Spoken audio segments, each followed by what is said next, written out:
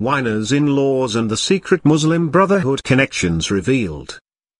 Was Huma Abedin, the wife of Anthony Weiner and the deputy chief of staff to Hillary Clinton, unaware that her mother was reported as a member of the Muslim Brotherhood? Is it possible she does not know that her brother is tied to the Brotherhood's radical leadership? Did Western media miss what has been revealed in several Arab newspapers, which has remained secret in American government circles? Al-Liwa al-Arabi, translated here, claims to have leaked an extensive list of members of the Brotherhood's secret women's division, which is known alternately as the Muslim Sisterhood or the International Women's Organization, EO. This detailed list was partially published by Al Jazeera and several other major Arab newspapers. And it included Huma's mother, Saliha Abedin. Egypt's Saldosta revealed that the sisterhood included 63 international members that spanned 16 different countries. It's also confirmed by the Arab Center for Research and Studies, headed by researcher Abdul Rahim Ali. Big man on campus. Neither Huma nor any major Western media outlet even mention what is common knowledge in the Arab world. Yet, Arab sources have confirmed that Huma Abedin has a brother named Hassan Abedin who works at Oxford University. Oxford University, which has long been infiltrated by Islamists who founded the Oxford Center for Islamic Studies, lists Huma's brother as a fellow and partners with a number of Muslim Brotherhood members on the board, including al-qaeda associate Omar Nassif and the notorious Muslim Brotherhood leader Sheikh Yusuf Qaradawi. Both have been listed as ASI trustees. Nassif continues to serve as board chairman. In 2009, Qaradawi's role within Oxford and the Muslim Brotherhood was championed by the notorious Sheikh Raik Ganchi of Al-Nada, a Muslim Brotherhood affiliate now active in Tunisia. ASI has even presented an award for great scholarly achievement to Brotherhood member Sheikh Abd al-Fattah Abu Ghaddar, whose personal history goes back to the Brotherhood's founder, Hassan al-Banna. Even the Sunday Times acknowledges that the cradle of Islamic Jihad, Al-Azhar University, actively attempts to establish links with ASI, where Huma's brother serves.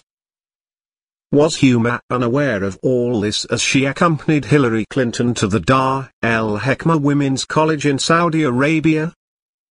Huma's mother is the co-founder and vice dean at the college and an active missionary on issues regarding Muslim women. The women's division can be found at the Muslim Brotherhood's official website. An excerpt from its goal, translated from Arabic, states: the women's organization's goal in accordance with the Muslim Brotherhood rules, is to gain and acquire a unified global perception in every nation in the world regarding the position of women, and the necessity of advocacy work at all levels in accordance with the message of the Brotherhood as written in Women in Muslim Society, and the rearing of women throughout the different stages of life. True to this cause, another member listed as belonging to the sisterhood mentioned by Al Jazeera is Suha Qureshi. She spoke alongside Huma's mother, Saliha Abedin, as well as Secretary of State Hillary Clinton, who was brought in due to her connection with Huma. All three women spoke on issues of women in Muslim society. An Arabic news report of what happened during Hillary's visit stated, Suha Qureshi spoke of how elated she was of Hillary's historic visit. Saliha Abedin spoke after Suha Qureshi and beamed in the presence of Secretary Clinton. Saliha's speech preceded the former First Lady's. Then Hillary stood. She donned a broad smile as she approached the podium. Clinton started with a strong word and she spent a long time complimenting Drive. Saliha Abedin regarding her daughter. Hillary explained that Huma holds an important and sensitive position in her office.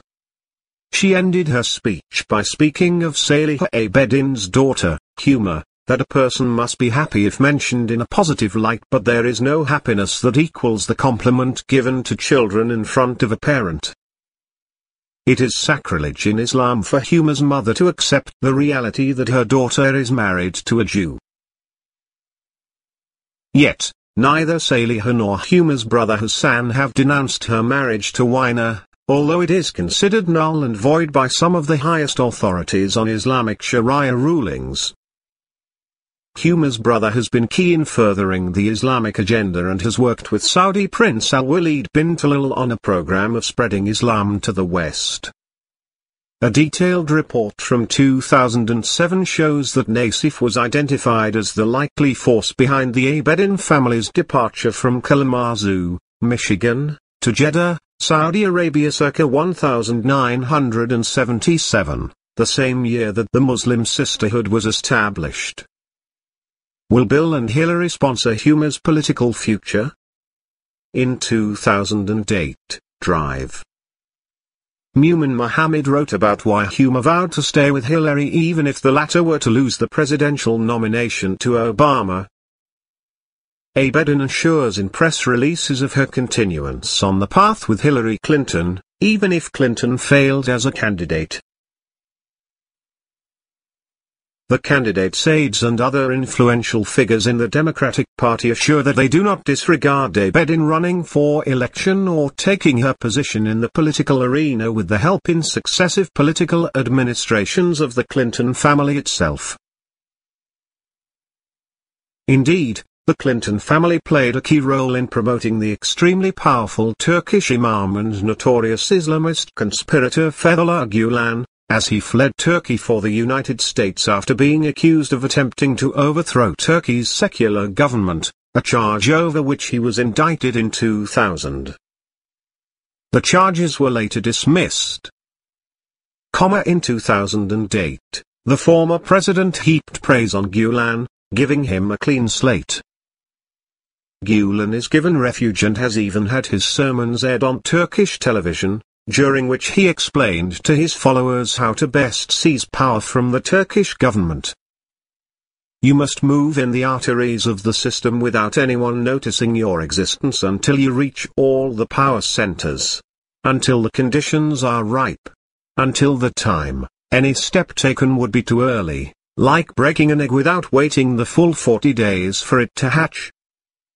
It would be like killing the chick inside. Gulen expressed this sentiment differently in another sermon. The philosophy of our service is that we open a house somewhere and, with the patience of a spider, we lay our web to wait for people to get caught in the web, and we teach those who do. By Walid Schubert and Ben Barak, FloydReports.com. Serving with Huma's brother as an Oxford Centre trustee is Turkey's President, Abdullah Öcal. He considers himself a follower of Fethullah Gulen, Gulenist, according to WikiLeaks. Islamic radicals, they're coming to America. Strangely, Hillary Clinton signed a document less than 1 month prior to her trip to Saudi Arabia with Huma that lifted the ban on Tariq Ramadan, allowing him entry into the United States. Ramadan is the grandson of the founder of the Muslim Brotherhood, Hassan al-Banna, and has ties to Islamic terrorist groups. Huma Abedin's charm, family connections and access to highly sensitive state secrets, as Hillary has admitted, can have significant consequences. What absolutely must be known is if our distinguished public servants were made aware of all these ties to potential enemies of the state. Walid Schubert is the author of God's War on Terror. He has accurately translated and exposed much of the doublespeak by Islamists and was key in exposing the Ground Zero Mosque Imam, Faisal Abdul Rauf, by translating what the Imam truly believed as stated in the Arabic language. Schubert.com